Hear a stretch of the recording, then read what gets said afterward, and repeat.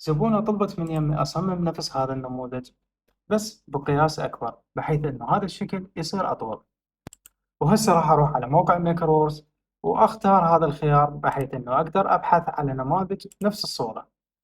هنا راح نختار الصورة،